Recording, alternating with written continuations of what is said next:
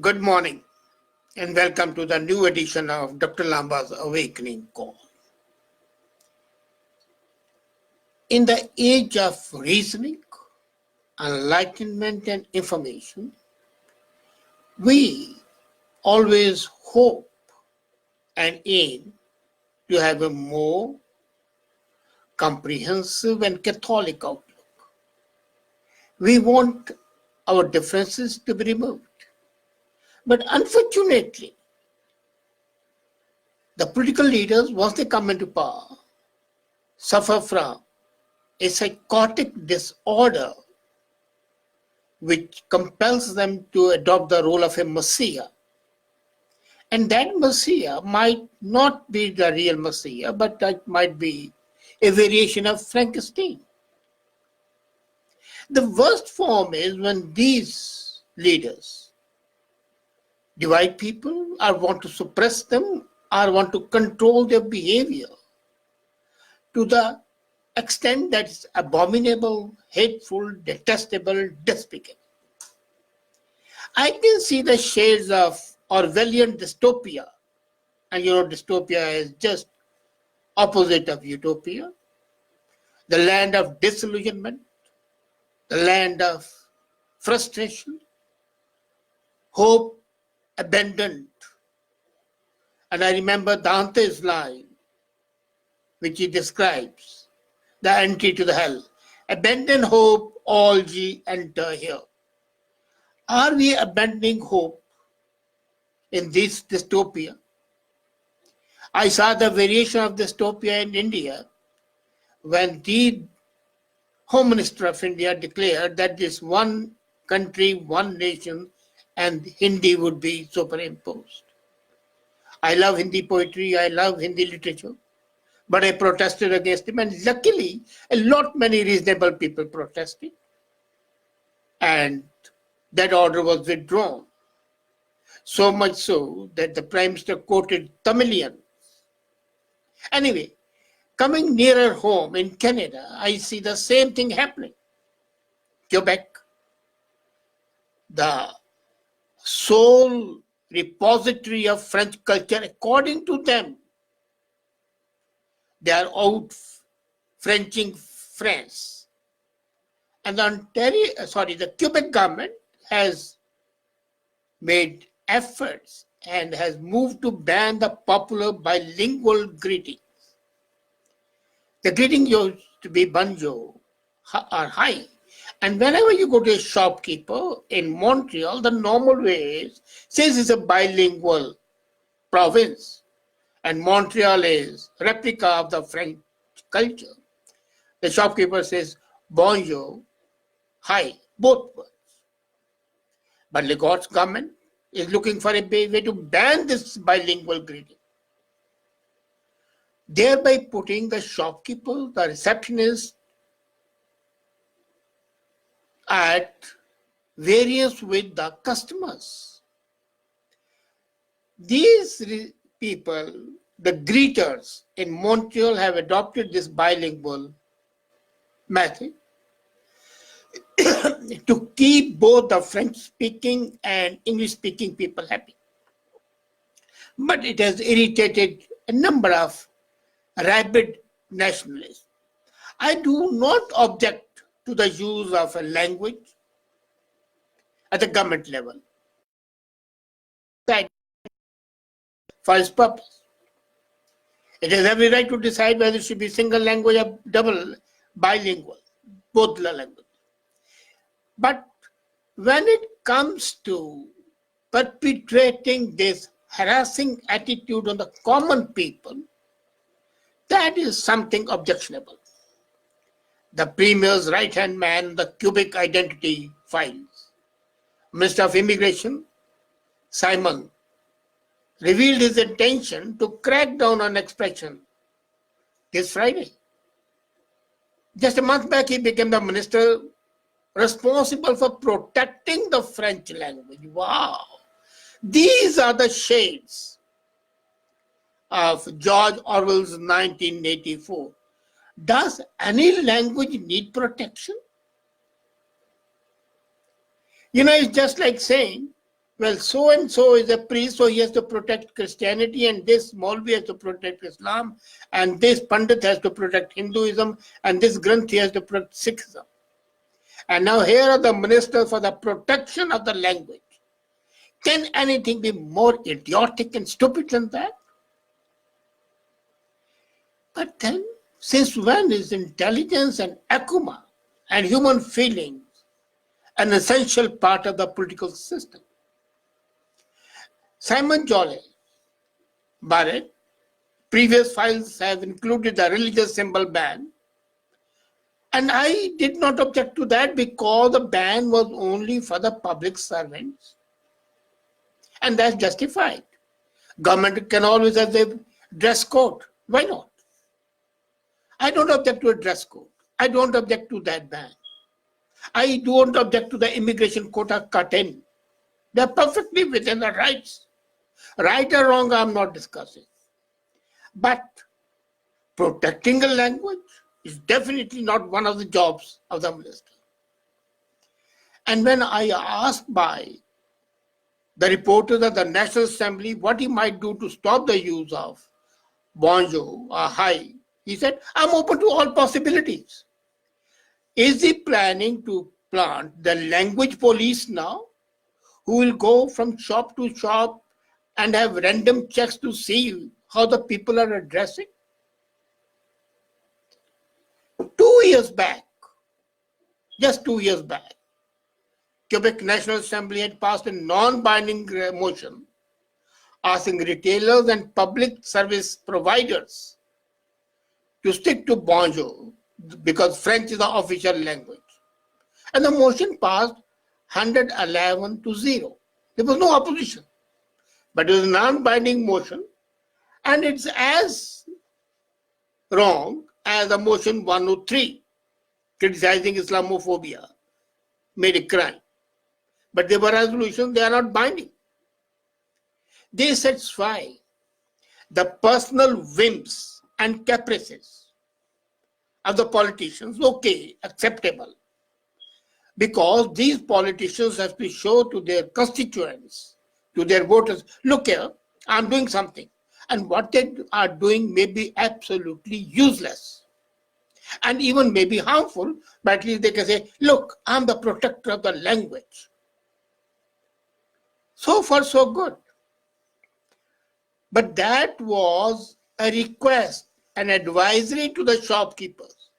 And now, Simon Jolley says that he's open to all the possibilities to make it compulsory, obligatory for the shopkeeper. You go to buy a loaf of bread and you are not greeted with hi, or bonjour hi, but just bonjour.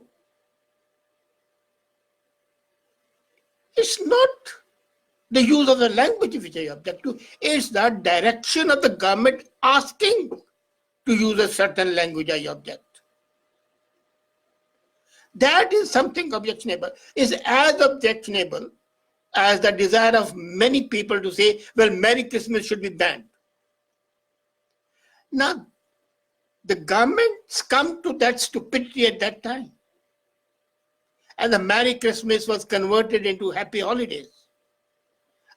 And a sign of abject slavery to vocal minority, rabid minority, mad minority. The second step was when the government started educating literature. Macbeth should be banned because, and Merchant of Venice should be banned because the Negroes are criticized in one place and the Jews in the other.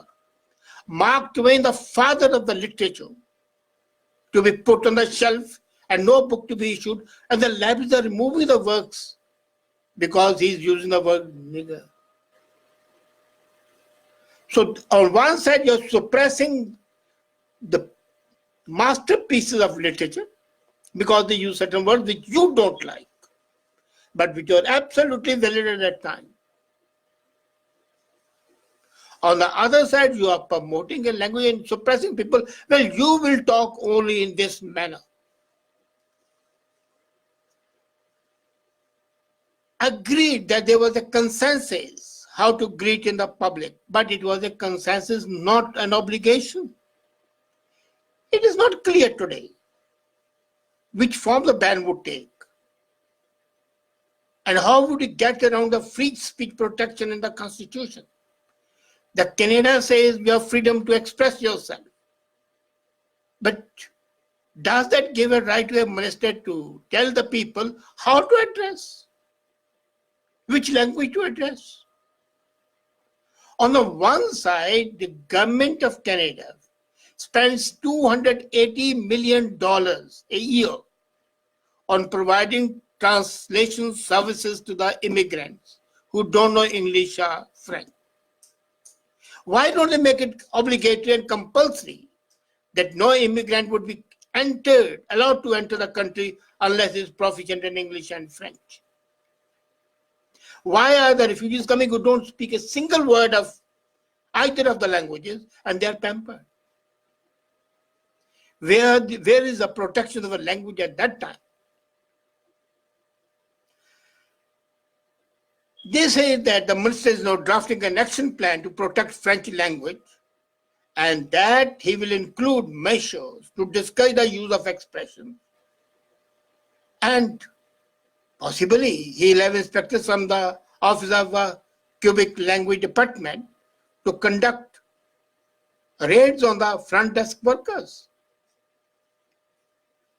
In 2013, if you remember, the province of Quebec gained global attention over the use of the word pastegate, because they said pasta word is Italian.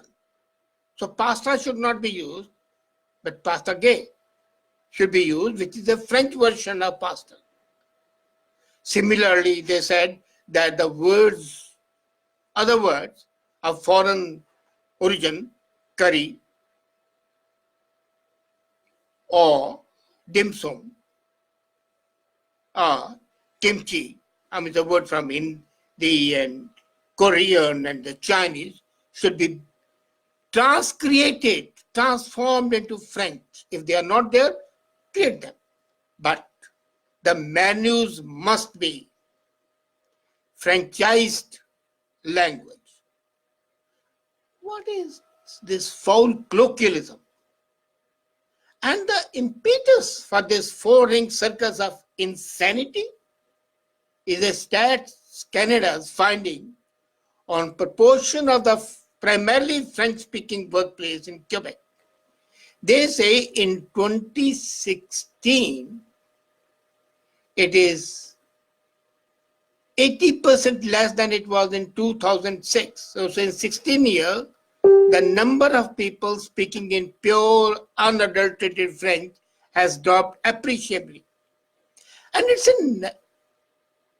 primarily a phenomenon in Montreal. What has happened is there's an increase in the use of language, the French language, in multilingual workplaces. More and more people are talking in French. It shows that there's a slippage, dangerous slippage in Quebec. And three guesses are there. Either the government will come back to its senses, which is not much of hope, but an interpretation and introspection might take place. And that might help you. It's a dubious value.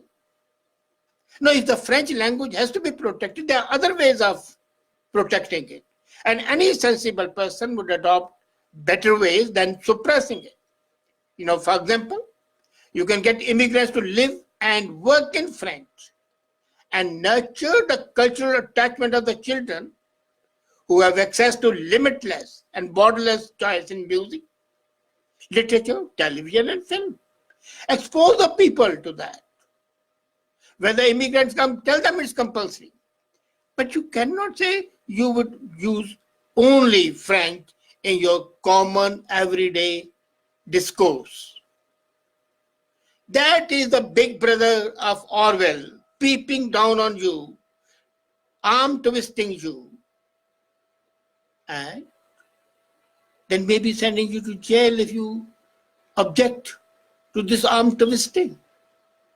The whole thing is fraught with denigration of the human values, fraught with the destruction of human values, and where the human rights and the fundamental rights, they are being vitiated. But I have yet to hear a single word of condemnation for any of the political leaders, because they have a vested interest in that. Let an issue simmer.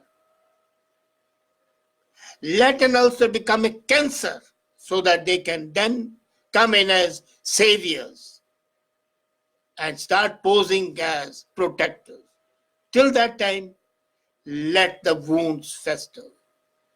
Let the people suffer. Let their liberties be taken away. That is the way of life today, or it appears to me so. Think about it. Thank you.